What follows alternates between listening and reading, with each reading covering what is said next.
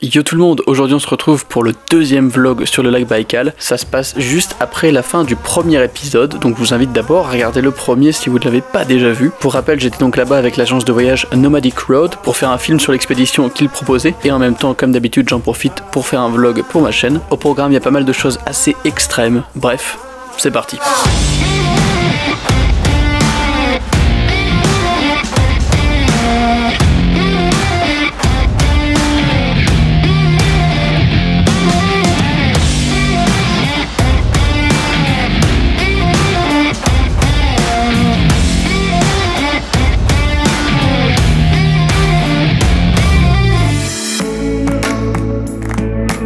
Bon voilà, on fait des petits arrêts photos tranquilles, regardez, il y a une petite montagne super mignonne là-bas, très sympa, petite vue tranquille, et puis bah niveau espace on est plutôt bien, ça respire, il n'y a pas trop de soucis à ce niveau-là, ça fait un putain de bien quand même, que ça fait un putain de bien, et il y a un bon sentiment de liberté, hein. J'ai vraiment un gros kiff sur les déserts, hein, qu'ils soient de glace, d'herbe, de prairies, de dunes, c'est un sentiment vraiment de putain de liberté et c'est assez cool.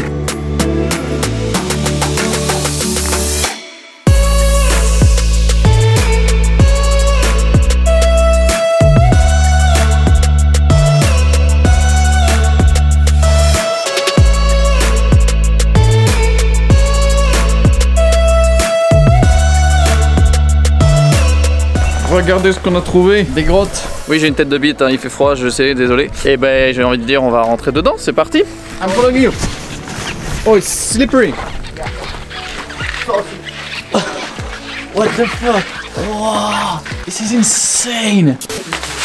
On va tenter un truc. Je suis pas sûr du tout de mon coup.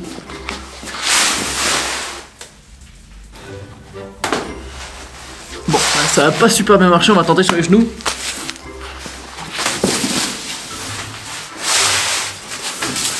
Ça a pas l'air super impressionnant sur l'écran, je pense pas que ce soit ouf. Mais putain, c'est incroyable, mais vraiment, j'ai déjà fait des grottes, des machins de stalactites, mais j'ai l'air totalement cramé. Mais là, c'est juste fou. Et je vous mets, parce que là, en fait, derrière moi, on voit pas trop, mais regardez juste au-dessus.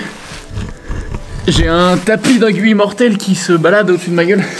Oh, c'est très badant d'ailleurs.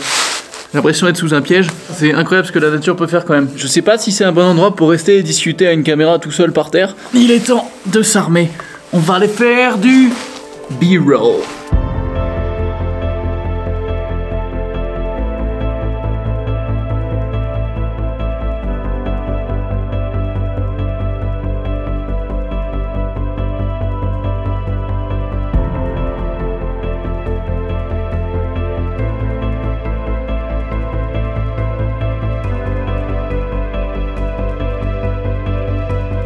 Regardez-moi ce spectacle de malade. Il n'y a pas de glace là juste au bord et il y a un petit coucher de soleil magnifique. C'est assez fou et assez dur à process quoi, parce que derrière moi, bah, tiens, en fait déjà rien que le fait que ce soit un lac qui fait 630 km de long. En vrai, le fait qu'on roule toute la journée vu qu'il a neigé, c'est le blanc infini quoi, genre comme si c'était vraiment une autre planète.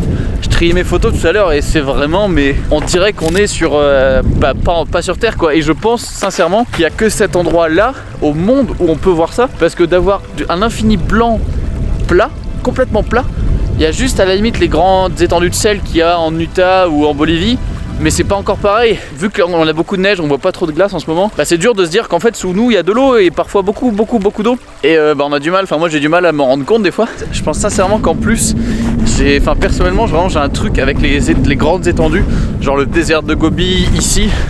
Ça, je sais pas, ça me parle. Putain, je marche dans une poudreuse en Vans parce que Team Vans, yes. Ça me parle dans le sens où des fois, je reste assis devant, des fois le soir je me pose et je regarde juste et bah vous allez me dire ouais mais y a rien, c'est pas chiant. D'un côté oui, c'est répétitif, mais d'un autre côté c'est juste tellement incroyable en fait, tellement beau et tellement unique. Et encore à la caméra on s'en rend moins compte. J'ai quelques photos vraiment aériennes avec le drone où là on se rend compte de l'infini et de toute façon je les posterai sur mon Instagram, petit plug Instagram. Mais ouais, c'est juste, ouais, je galère pour trouver les mots. Je pense qu'il n'y a pas tant de mots qui peuvent décrire ça. J'ai trop envie de revenir ici en hiver, en été. Alors je suis déjà venu en été, en 2015. C'est pas pareil parce que c'est un grand lac. Bon, c'est très grand, ça fait on dirait la mer en fait un peu. Là c'est vraiment différent et vraiment unique. Sur ce, on va aller se mettre au chaud dans le petit chalet et on va passer une bonne nuit.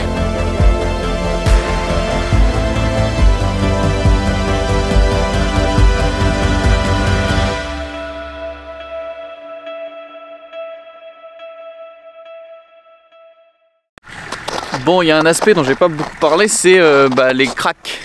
En fait, vous voyez là, il y a des crevasses qui se forment assez régulièrement avec la glace, en fait, des plaques qui se séparent. Et du coup, on peut pas trop passer parce que si on met des tonnes et des tonnes là-dessus, ça risque vraiment de céder. On risque de rester coincé à moitié ou de s'enfoncer complètement dans le lac. Du coup, on a avec nous, d'ailleurs, c'est pour ça qu'il y a un petit UAZ, là, les vannes à l'ancienne russe. Il y en a un Ice Captain qui est un mec qui est un pro de la glace. Et en fait, du coup, qui évalue un peu les passages. Et là, ouais, c'est en train de craquer de ouf. C'est très badant. Bref, du coup, voilà, on évalue les passages, on essaye de passer aux endroits le mieux. Mais là, on est un peu piégé. Du coup, ils sont en train de chercher où passer et où c'est le moins risqué, quoi.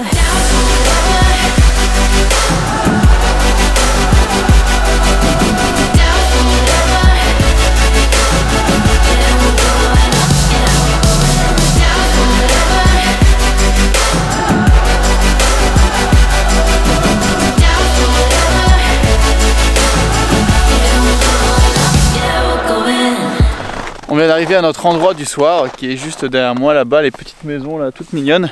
Et puis écoutez, le spectacle est ma foi fort sympathique. Encore une fois, il y a la glace qui craque.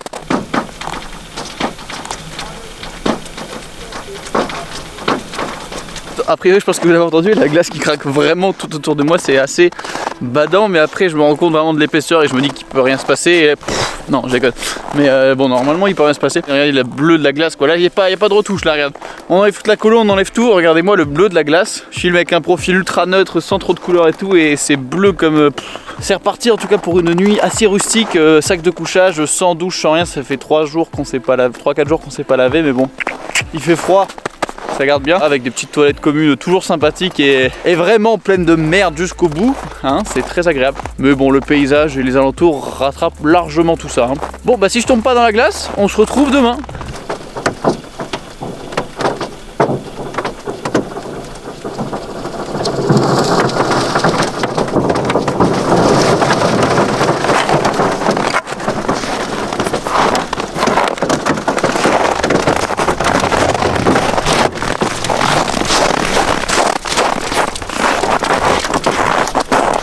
Je sais pas si ça rend au son là, je l'ai juste filmé avant, mais j'ai le cœur qui bat de ouf. J'ai vraiment cru que ça allait partir sous mes pieds. Je disais juste avant, ouais, la glace elle est épaisse, y a pas de souci, mais en vrai, putain, le bruit que ça a fait, waouh, c'est incroyable. Vraiment la puissance du truc, tu sens que ça passe sous toi et tout, que ça fait des fissures. C'est là que tu te dis, putain, que la nature, vraiment, il y a une puissance phénoménale, quoi.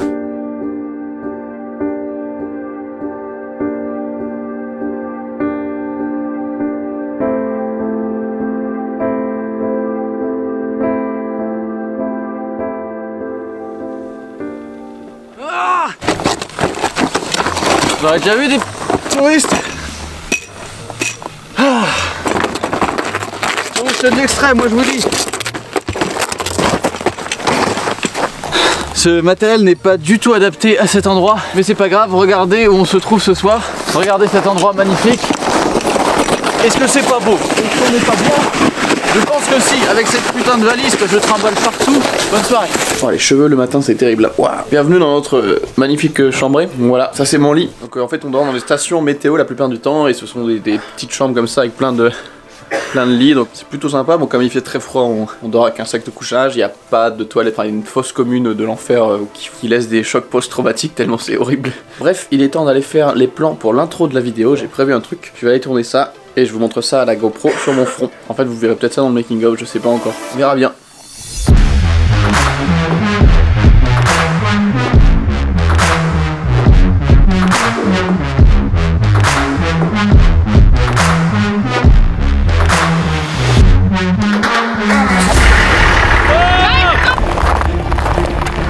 Il vient de se passer un truc terrible, je vous laisse voir. Ils sont tombés dans une crevasse et la voiture peut aller vraiment dans la glace à tout moment.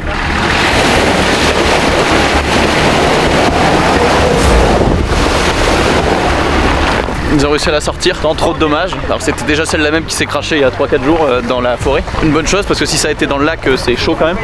Mais vraiment c'est flippant parce qu'il y a l'eau juste là en fait. Genre on est sur l'eau là, il n'y a rien et c'est vraiment que de l'eau et là tu t'en rends vraiment compte. J'ai pas parlé de la situation en termes de voiture parce que d'habitude je suis juste avec Benki qui est juste derrière moi.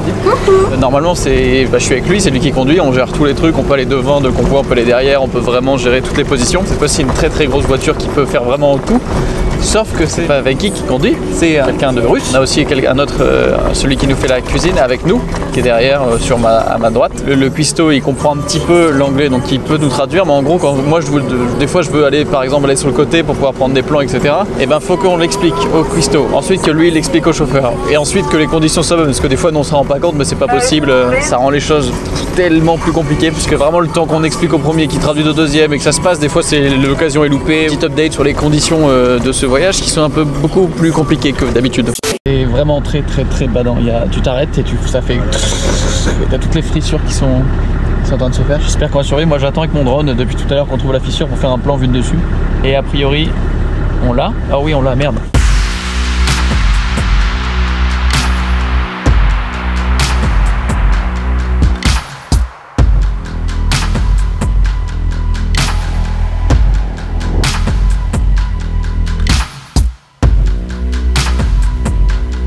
Bon bah voilà, c'est déjà la fin de l'aventure. Comme vous pouvez le voir, on finit avec un petit tour d'aéroglisseur. Pourquoi pas sur un petit lac, c'est sympa hein. En fait c'est tellement smooth, c'est impressionnant. Je pense que c'est mon vlog le plus extrême. Il s'est passé énormément de choses. En tout cas c'était vraiment une aventure de fou. C'est vraiment quelque chose d'unique en fait. Genre littéralement, je l'ai peut-être déjà dit, mais là il n'y a pas d'autre endroit dans le monde où on peut avoir un lac aussi grand avec de la glace, où on peut rouler dessus avec des voitures et des véhicules jusqu'à 10 tonnes. Ou même nous quand on a eu de la neige, on voyait plus la glace, mais ça reste une étendue blanche, plate, infinie quasiment. Et bah ça se trouve absolument nulle part ailleurs sur cette planète. Il y a un petit sentiment à ce niveau-là qui fait plaisir. On se sent vraiment minuscule par rapport à cette nature incroyable. Vraiment là je me sens privilégié de pouvoir vivre ça.